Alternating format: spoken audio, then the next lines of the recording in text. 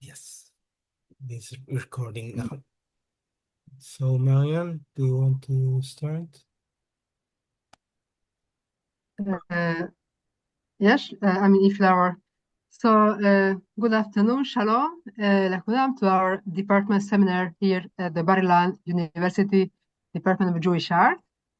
And today, beginning of the new year, we are honored to host Alina Rebel from Bar-Ilan University.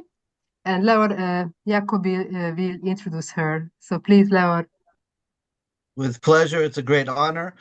Alina Rebel is a PhD candidate and film critic.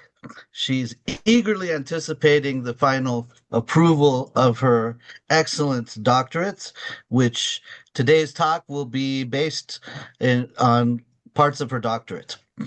She previously worked for leading Russian media outlets, and after relocating to Israel, she began her doctoral studies at Bar-Ilan University.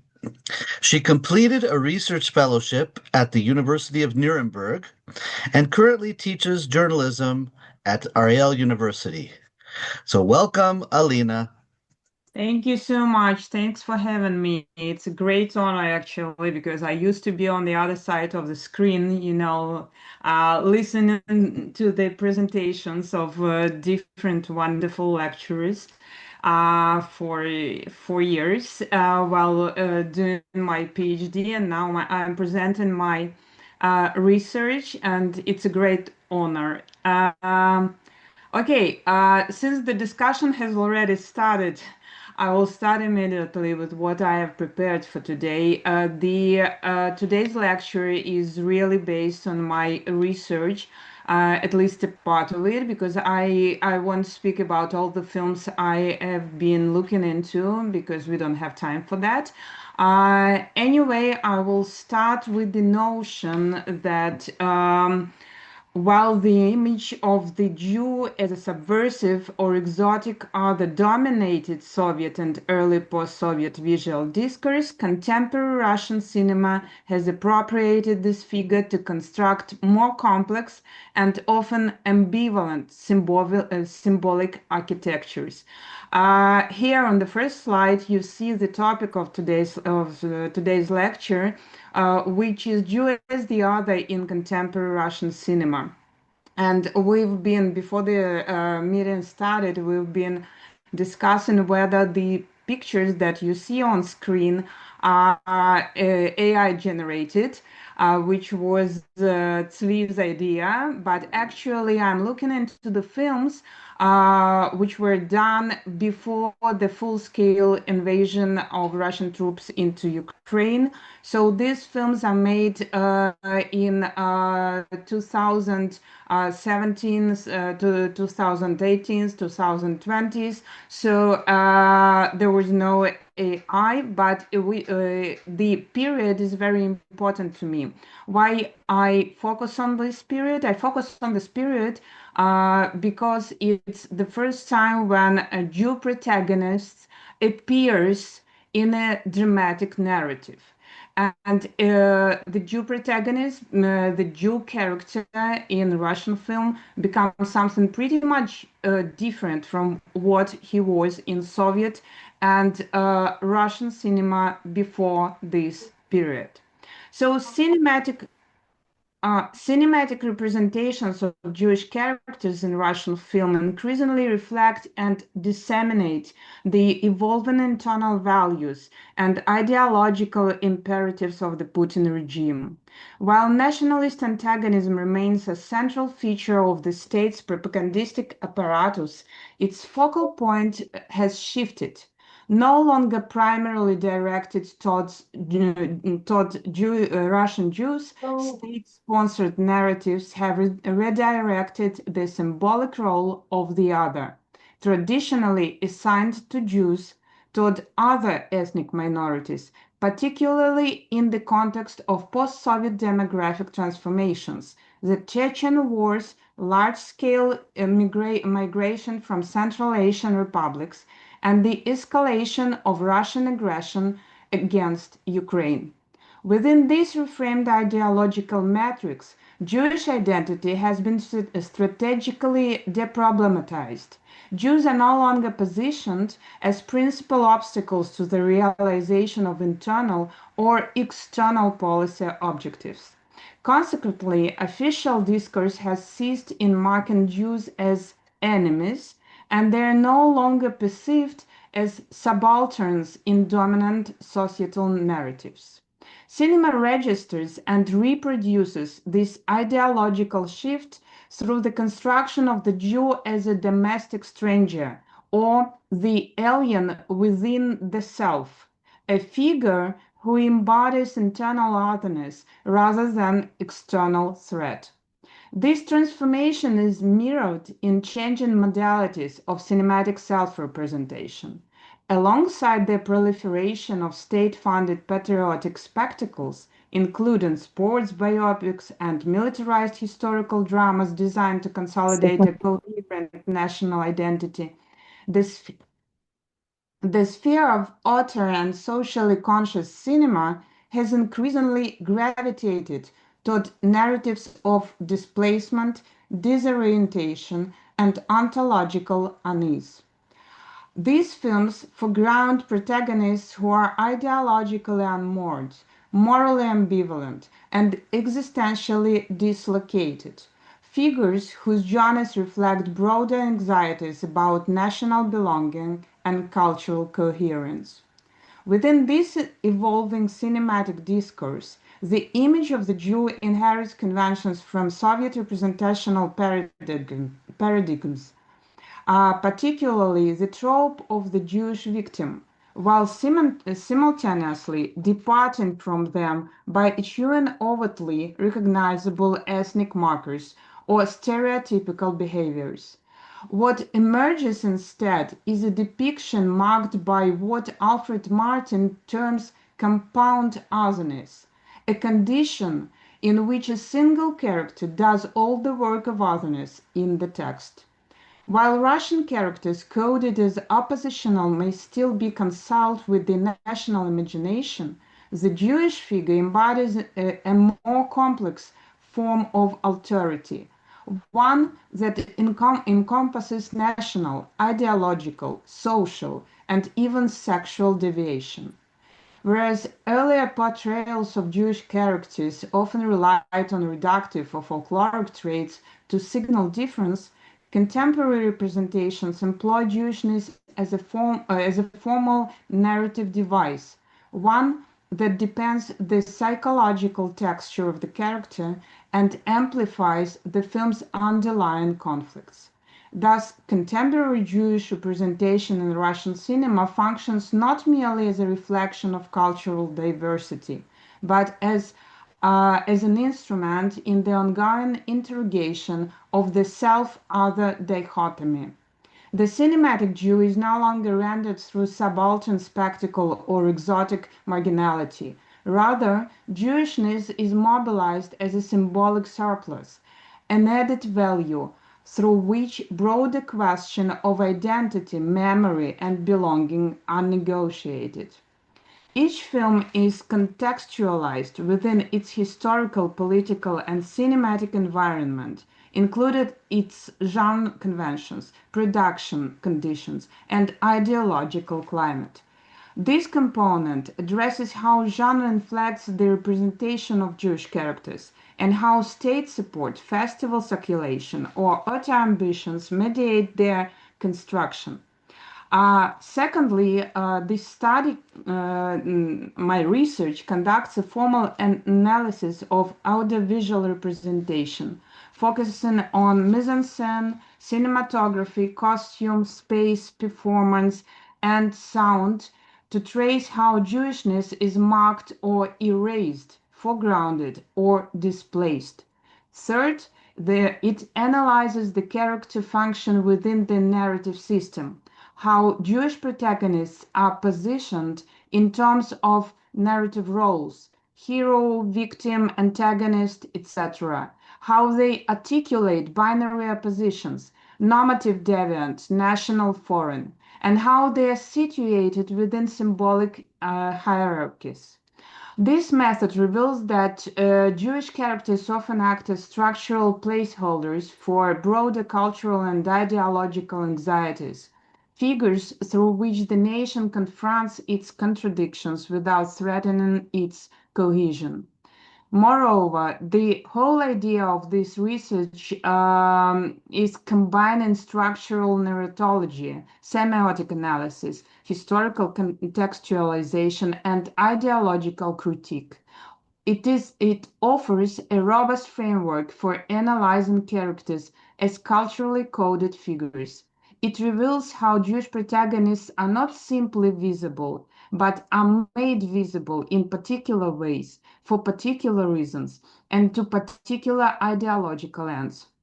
By bridging close formal analysis with larger cultural questions, I offer a model for examining how cinema functions both as a mirror of and participant in national myth-making. Within this context, Jews are no longer marked as ideological enemies in either official discourse or mainstream political narratives. Nevertheless, residual prejudices persist within cultural production and popular consciousness.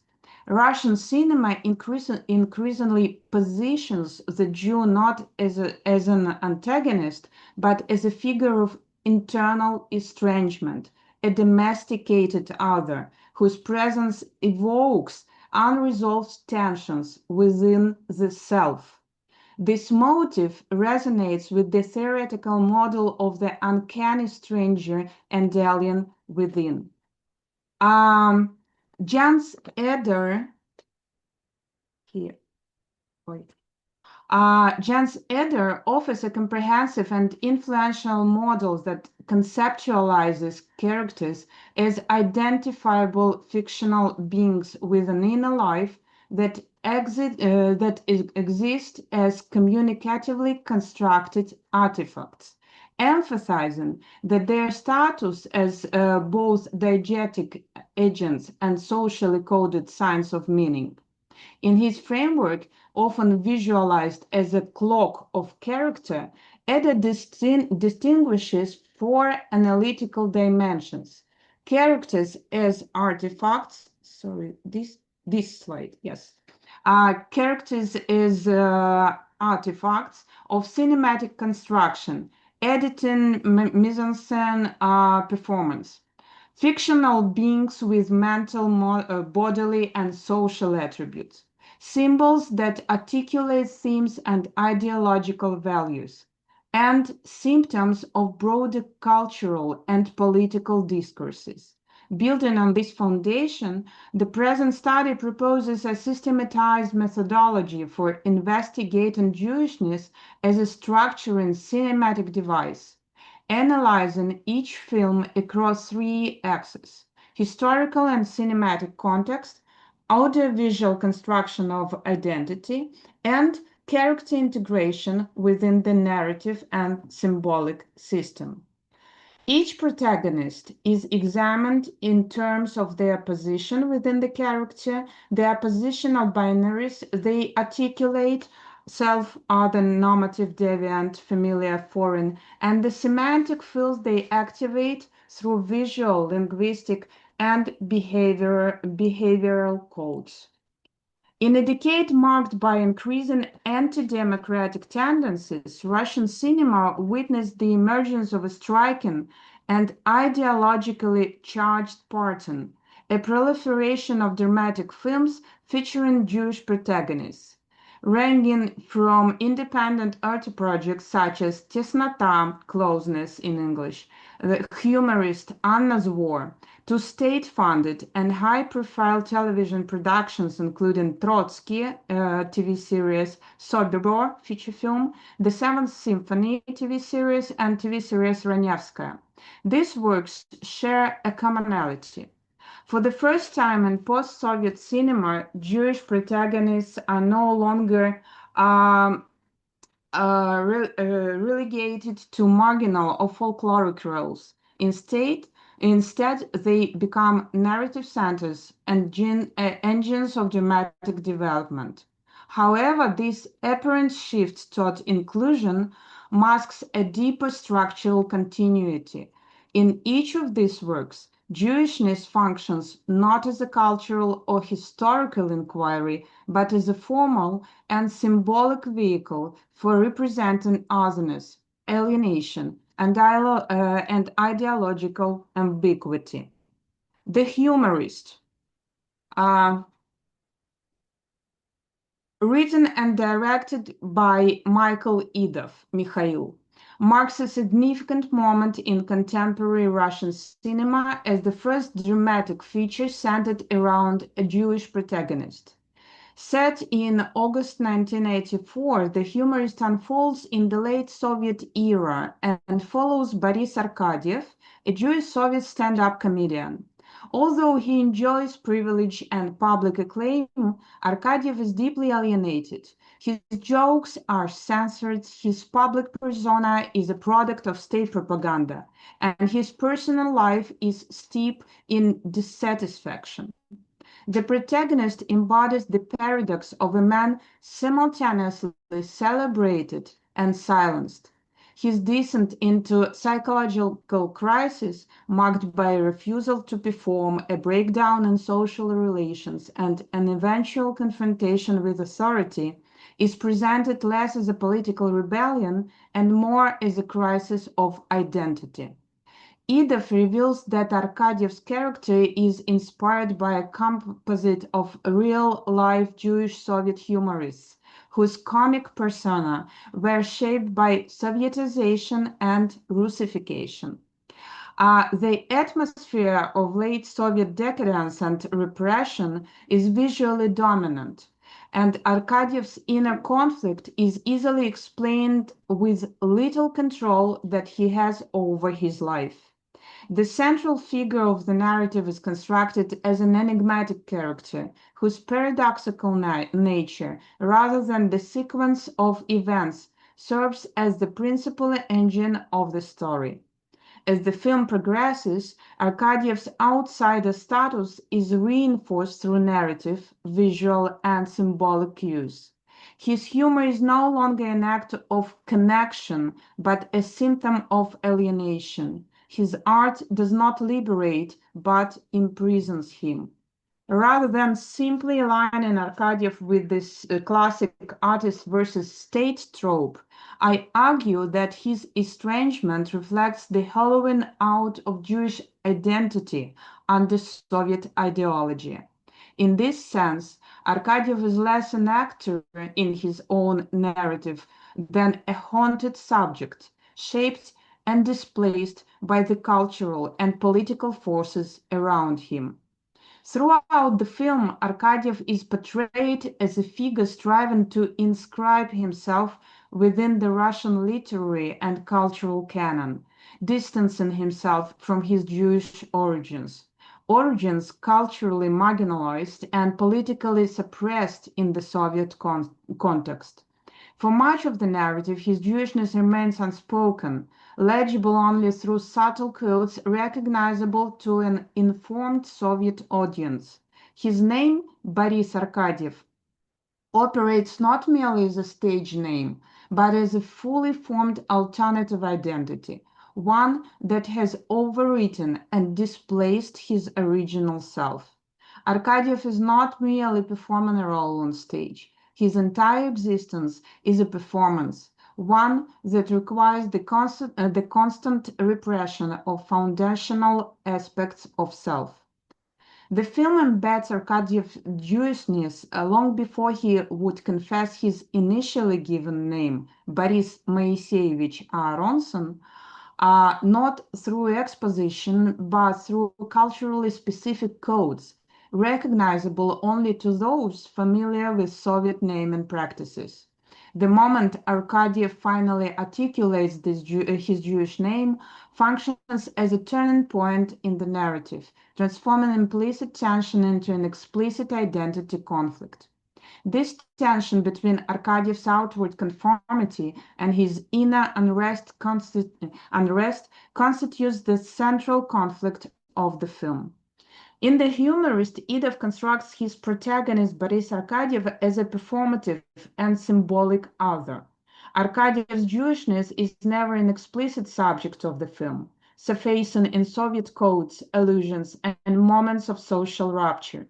The film's mise-en-scène, claustrophobic interiors, civilian-laden framing, and dissonant visual motifs renders Arkadiev's estrangement palpable. His identity is suspended between visibility and invisibility. Jewishness becomes an ontological condition, a lens through which Idov critiques both the late Soviet spectacle and the enduring continuity of authoritarian aesthetics in Putin-era Russia. Idov collapses temporal boundaries by concluding the film in the present day, emphasizing that the systematic silencing of the other, especially the Jewish artist, persists in new guises. Closeness. The film title is usually translated in Russian as Closeness, but in Russian the word Tesnota, the title of the film, means much more than just closeness. It doesn't mean close. It means that someone is suffocating. That's why I usually use the original title of the movie. Closeness is the debut feature by Kantemir Balagov, a graduate of Alexander Sakurov's renowned film workshop in Nalchik. The story unfolds in the director's native Kabardino-Balkaria and centers on the abduction of a young Jewish couple, David and Leah, who have just announced their engagement. While the narrative premise ostensibly revolves around a criminal act committed by local Kabardinian gangsters demanding ransom, Balagov's true thematic focus lies elsewhere. Rather than constructing a genre-based thriller, Tesnota, Closeness, becomes a lens through which the crisis of identity, ethnic, generational, and existential, is examined within the volatile socio-political landscape of the late 90s in North Caucasus.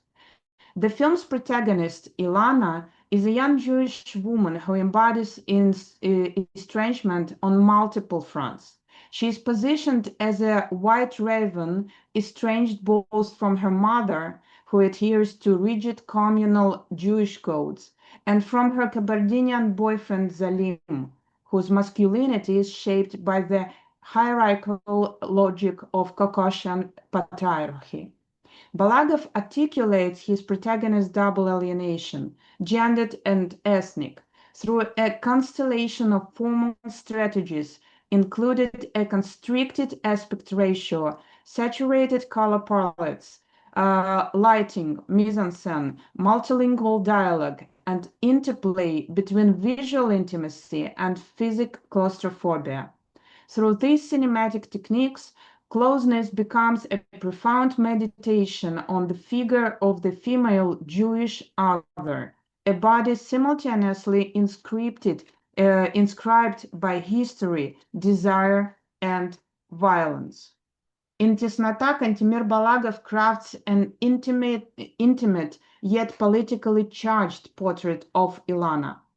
Her otherness is articulated through visual chromatics, blue, yellow, brown contrasts, linguistic disjunctions, her Russian against the Kabardinian majority, and special compression, interiors that suffocate rather than shelter. Balagov's handheld camera and non-professional actors emphasize Alina's bodily and emotional estrangement. Although Alina's Jewishness plays a crucial role in the narrative conflict, especially through the abduction of her brother and the familial pressure it triggers, it functions primarily as a marker of social non-belonging. Her final submission to communal norms dramatizes the impossibility of sustained dissent. The film refrains from offering resolution, instead presenting a tragic meditation on how identity becomes unlivable under the dual pressures of nationalism and patriarchy. Anna's War. Anna's War is directed by Alexei Fedorchenko. It centers on a young Jewish girl named Anna, the sole survivor of a mass execution of Jews in an unnamed Ukrainian village during the Nazi occupation. The viewer learns the protagonist's name only through the film's title, underscoring her symbolic function as both an individual and a representative of a silent collective. Anna's War stands out not only within the broader corpus of Holocaust cinema, but also as a rare and profoundly resonant articulation of Jewish estrangement and historical trauma within the context of Russian language film. It is one of the very few Russian films to depict the Holocaust explicitly as a tragedy of the Jewish people, rather than as a generic wartime catastrophe. Crucially, it remains the only contemporary Russian film on this subject that refrains from instrumentalizing Holocaust memory for the purposes of state-sponsored patriotic myth-making, a tendency exemplified by Sobibor. We will talk about it later. Over the course of its 72-minute runtime, the film depicts a deceptively simple narrative. A Jewish child hiding in the chimney of a former schoolhouse by day, scavenging for food and water by night. Yet, unlike many Holocaust films that foreground scenes of brutality or moral confrontation between victim and perpetrator, Fedorchenko's approach is more metaphysical.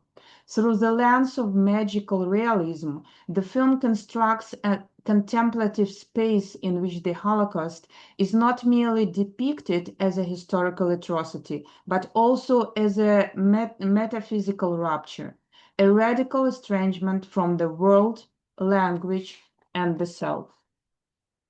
Anna's War, directed by Alexei Fedorchenko, radicalizes the trope of Jewish invisibility. The film centers on a mute Jewish girl who survives Nazi occupation by hiding in the chimney of a Nazi headquarters.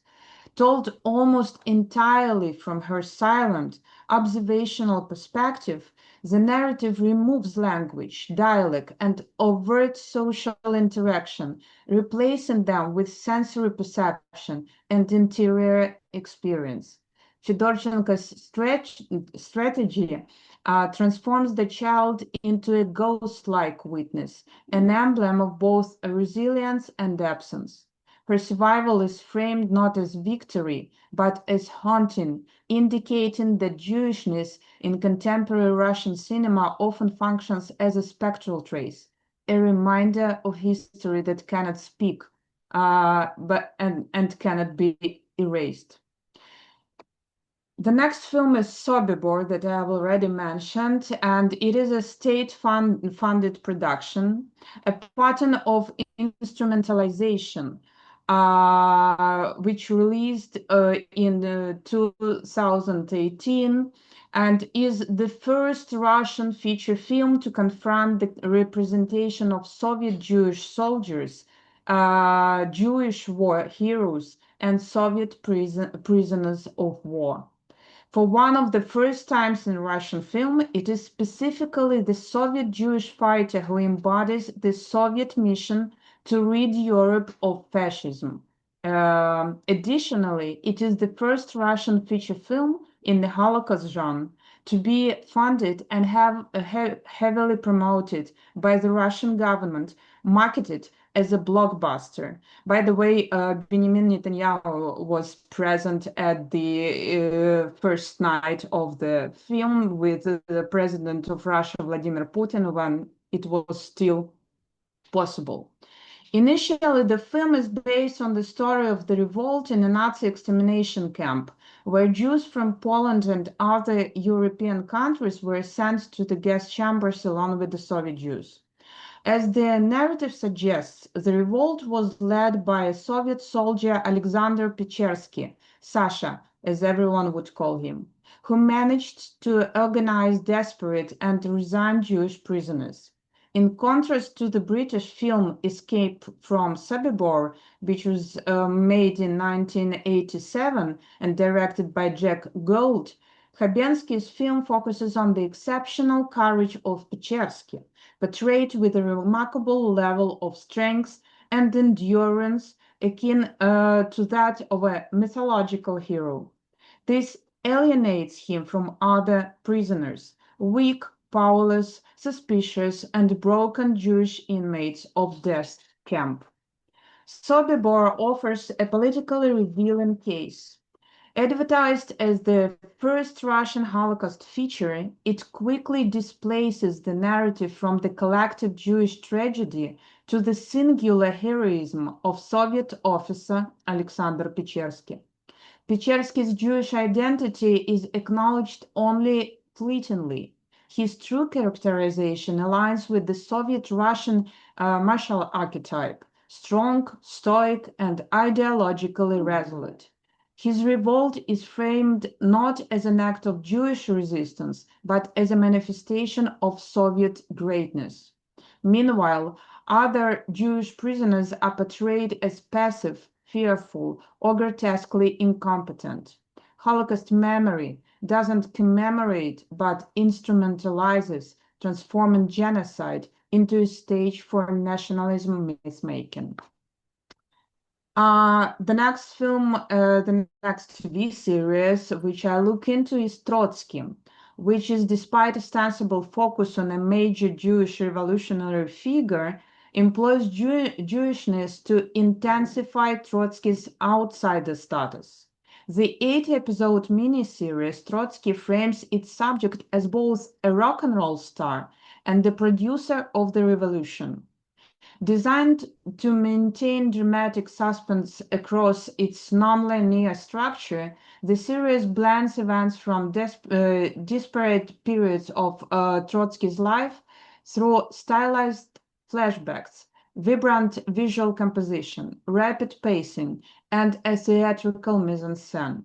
Although the series foregrounds spectacle and dramatization, the screenplay notably emphasizes Trotsky's Jewishness as a central thematic and narrative motive.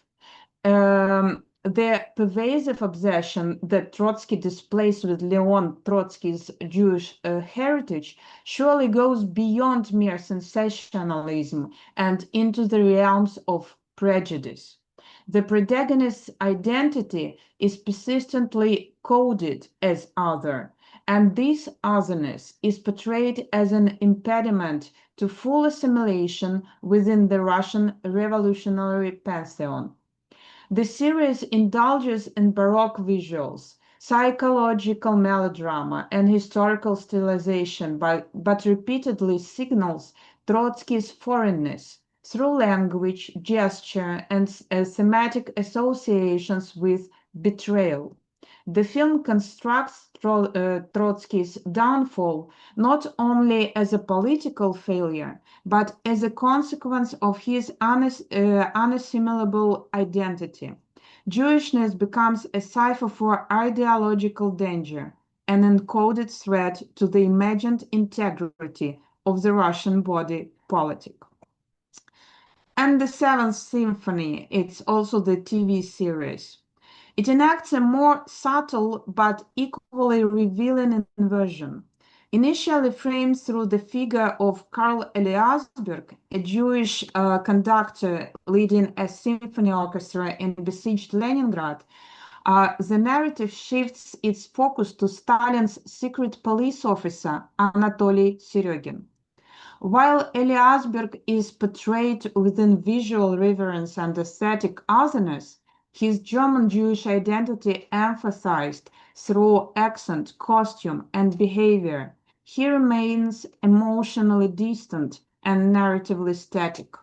In contrast, Serygin is granted a full arc of redemption, evolving from a state enforcer to a compassionate protector.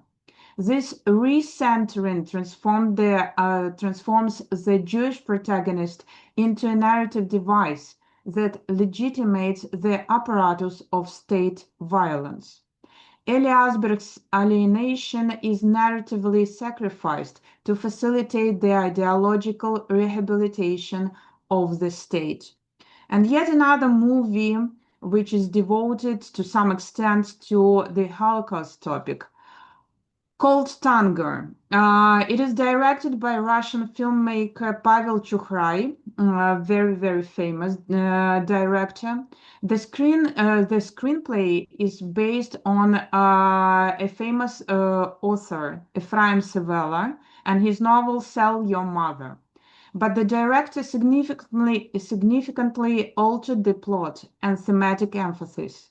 The protagonist, Max, he is a Holocaust survivor who narrowly escaped death as a child.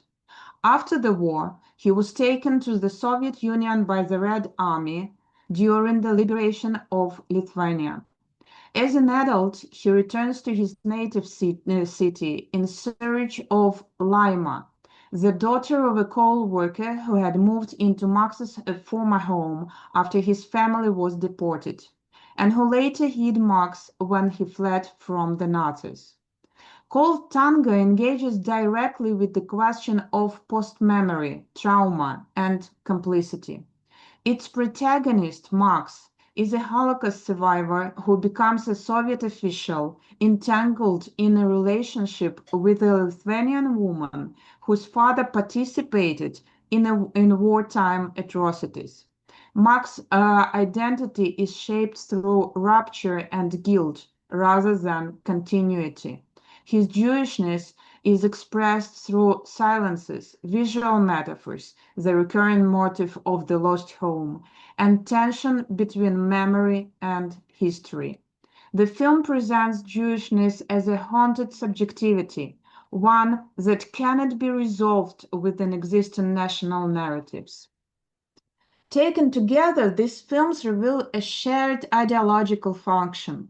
The Jewish protagonist becomes a tool for exploring otherness, not for examining Jewish presence in Soviet life. Whether through aesthetic estrangement, historical displacement, or symbolic overcoding, Jewish identity serves to heighten narrative tensions without inviting cultural introspection. The other is seen but not heard, present but not engaged. Thus, the surge of Jewish protagonists in recent Russian cinema doesn't signify a genuine reckoning with Jewish history or presence. Rather, it reflects a broader cultural strategy, the reappropriation of Jewish figures to dramatize alienation, to mark ideological difference, and ultimately to reaffirm a cinematic nationalism that remains suspicious of otherness. Jewishness is the most convenient form of otherness, legible, symbolic, emotionally potent, but narratively containable. It is a sign of difference that doesn't destabilize the system, but reinforces it through aesthetic distance and effective control. The return of the Jewish protagonist is not a sign of cultural pluralism, but of narrative utility. The Jew is once again called upon to play the role of the outsider, not to be understood, but to help others see. This perhaps is the most persistent role Jewish identity has played in Russian culture, the mirror in which the nation glimpses its fractures, but refuses to gaze too long.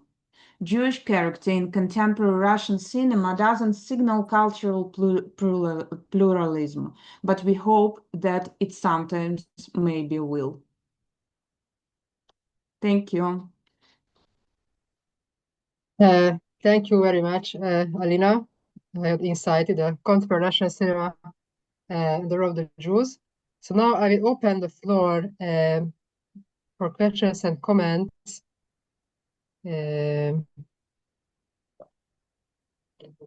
So if you have questions or comments, just raise your hand or unmute yourself. Yes, Miriam. I didn't raise the hand, but I Yeah, opened sure, the sure. mic. Yes, yes. Yeah, it's okay. Mm. Thank you, Alina. I just have one question. I noticed you mentioned in a few times that silence played a part of Holocaust movies as a nonverbal comment, or I just recall, I remember the Loznitsa's movie about Babi Yar. So how can you, I mean, you didn't mention it because it's Ukrainian, or do you want to tell us something about it? Well, actually, Loznitsa's film is, first of all, it's not Russian. Yes, it's not a Russian production. Yeah, that's why I'm not looking into it. In the span of this research, yes, Babi Yar also has this notion of silence, but Babi Yar is more, and the whole style of Loznitsa, I would say, it is more of documenting than featuring, if you know what I mean.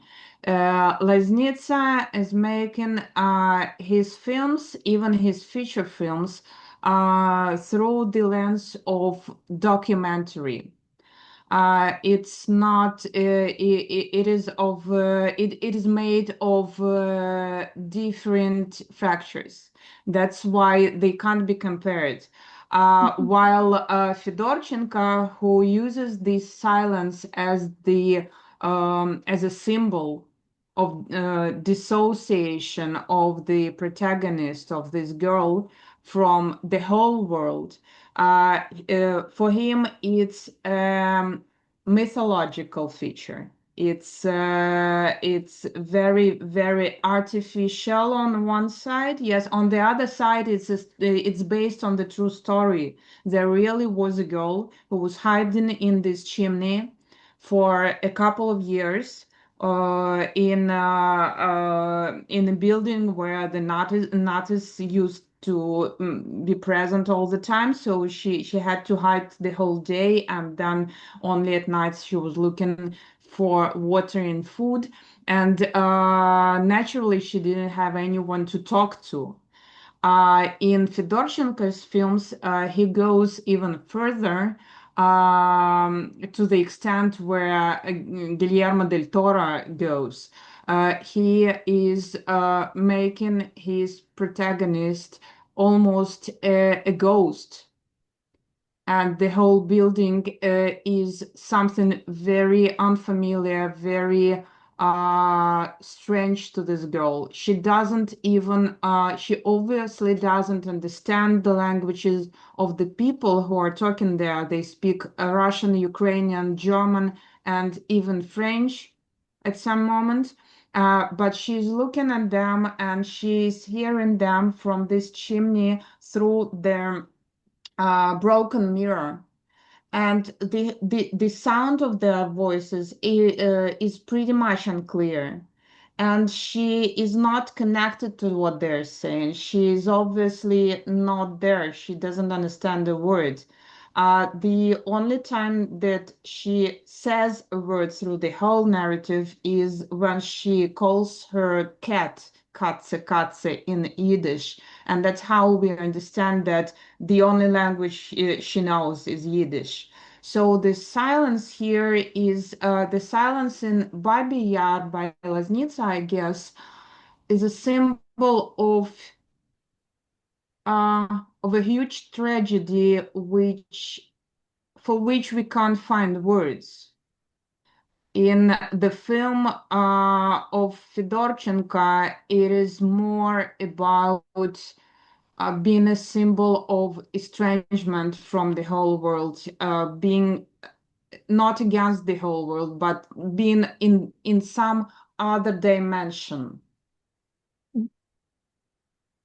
Thank you. Okay, do we have any other questions or comments? In the meantime, I would like a question regarding the titles. So you said that regarding the film Closeness, the original title was different. Can you hear me well? And was it the case also in other movies, or it was this difference only in this specific movie? The difference of the title, it's not the difference like it's not an ultimately different word. The thing is that the word closeness doesn't mean exactly what it means in Russian, Tesnota. Tesnota in Russian is bigger. It's not only it's not only some small place.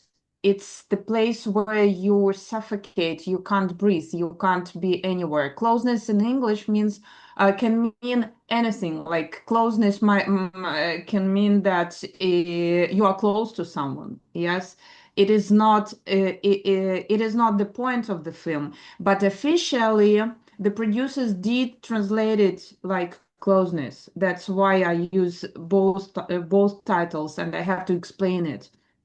The other titles now they're directly translated. They don't have this, issue. Richness, or yes, or it's I think a challenge how to translate in one language to the other, because it's not always easy to find the correct.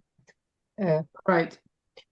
So I see that Ziva, she has a question in chat, so I will just read.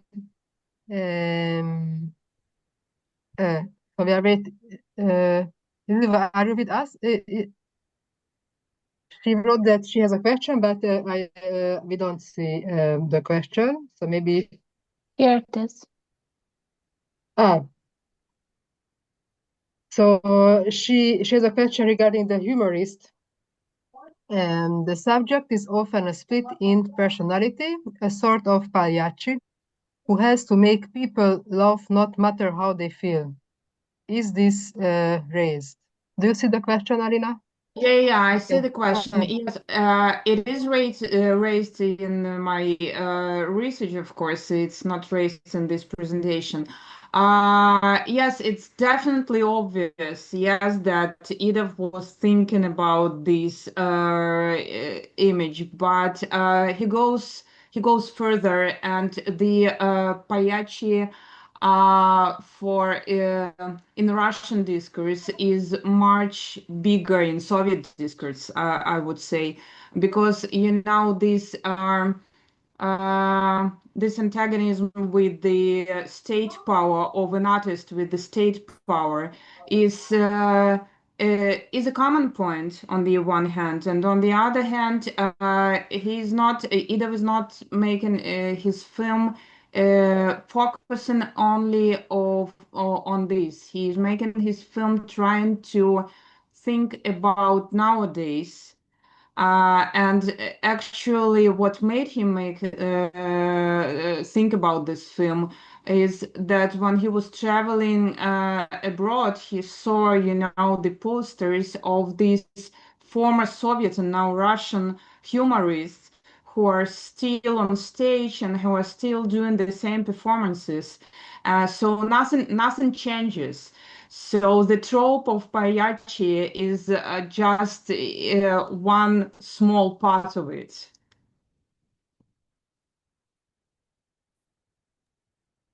Yes, indeed. Any other questions or comments? I'll ask a question. We discussed this previously, but how can the non-Russian speaking, non-Ukrainian speaking audience connect to these films? I mean, they're are they available at all? The only one I was able to find was Anna's War, and it doesn't really need subtitles because almost the entire film is silent. So that I see that's accessible to everyone else, but all the other ones, like you have a gift for explaining the movies and the motivation, everything going on behind it, and really to bring it to life. But it's still we're still without the actual films themselves or access to them. What can we do? Well, actually, it's a great problem because only of all these projects, only Trotsky was on Netflix, but it is not there anywhere. I don't remember if all the territories, but I don't see it on Netflix any longer. So I guess it is not there, especially for Israel. Yeah, I think the humorist was also on Netflix, but it's not anymore. So there's no Right. access to the film with English or Hebrew subtitles. Yeah, the thing is that there's no access to these films, no English subtitles, and unfortunately, I don't know, in some cases, unfortunately, in some cases, not unfortunately, but anyway, now you can't find anything online, any of these films online. Even in Russian, I guess not all of them are available, like the licensed copy, I mean. Okay.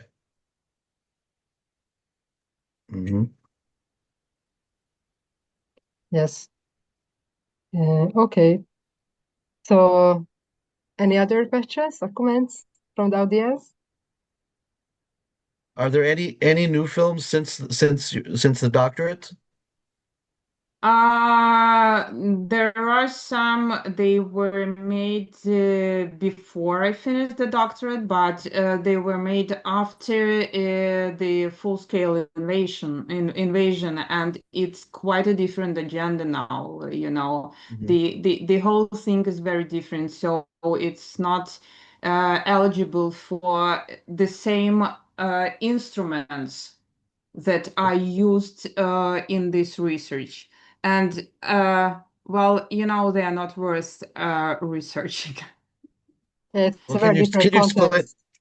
Can you explain a bit about how things have developed in the Russian cinema since the time of the invasion? It did develop. I wouldn't call it a development though. They became even more propagandistic, and while before the invasion they were trying to do it like hiding something, yes, trying to pretend they are doing a true cinema. Now they are not even pretending, and they even use, you know, the favorite cartoons, the favorite cartoon images to impose their propagandistic ideas. For example, in a favorite, a very famous cartoon TV series, there was Putin's appearance among all this, you know, a dog, a cat, and everyone. This cartoon was, I don't remember the exact year, but it was like of the cartoon of my childhood, the TV series of my childhood, and there was no politics in it. It was really nice and sweet, and for the Soviet times when we didn't see anything else, it was really bright and full of some like nice jokes and whatever. And now they impose, you know, all this politics into it, and it looks really terrible. And the whole idea of Soviet as something really, really great is imposed almost in each and every new project, which looks really scary. And they make a lot of war films about the Second World War, which they keep calling the Great Patriotic War, of course. And they keep doing it, and they intensify it. And I guess that, yes, the whole idea that it will be worse. Okay, so you've just described the general situation in the Russian cinema, but what about zooming in on the topic of your presentation, which is the representation of the Jew? I mean, has that continued the trend that you identified, or has it gone a different direction? It's going back. It's going back to the direction it has in Soviet times. Now Jews are just like a minority. The representatives of Jewish community are just some episodic characters in films. They are victimized. They are they are not important, and even in their they made a kind of Holocaust film recently, where again we see that the Soviet soldiers, they are pretty much heroic and kind and generous and everything, and they save these, very humiliated Jews who can hardly do anything without these Soviet soldiers. And if in Sobibor it was a Soviet soldier of Jewish origin, here they are not of Jewish origin. They're just Russians, Soviets, and that's it. And I would say that they are not they are no longer they don't have protagonists, Jewish protagonists any longer. I don't know what they are doing now, but as far as I know, as far as I see, the Russian Film Fund was now doing a pitching, and I was reading, the scripts of these pitches, and I see that they are not even planning anything about this. That's very interesting what you're saying, and forgive me that I'm so ignorant about these topics, but is there a Ukrainian film industry on the other side, and before the war, was there such a did the depiction of the Jew also change as you described, and what's happening now? Well, before the war, which actually started in 2014, not 2022. Okay. Before the war, most of the best Ukrainian directors were working in Russia. Ukraine did have the industry, of course, but it is pretty much like national and very narrow, very, very, very, very, very small. And most of the times they were doing projects together, like in co-production with Russia and European filmmakers and European producers. They didn't focus on Jewish topics. They didn't think about them much. Like Lesnitsa, as mentioned above, yes, he's pretty much focused on the Holocaust and on Stalin's repressions and everything that we went through in the 20th century, but no, this topic wasn't visible in Ukrainian cinema. Not that I have seen everything of it, but I have seen something and didn't pay any attention to any trend. Interesting. Thank you. Yes, Thank you. indeed, very interesting, and thank you for the insight. So, if we have no other questions and comments, thank you, Alina, again for Thanks the for having me. presentation. And we're looking forward to the end of the dissertation done after the. Me too. So, and we invite you to the lecture the next week by Luke Hester about human and animalic tongue in the Brussels liturgical Pentateuch. And we thank you for sharing the beautiful poster. It will be in English and the same time, same hour than today. So I hope that we see you again next week. So thank you so much, and Goodbye. Bye. Goodbye.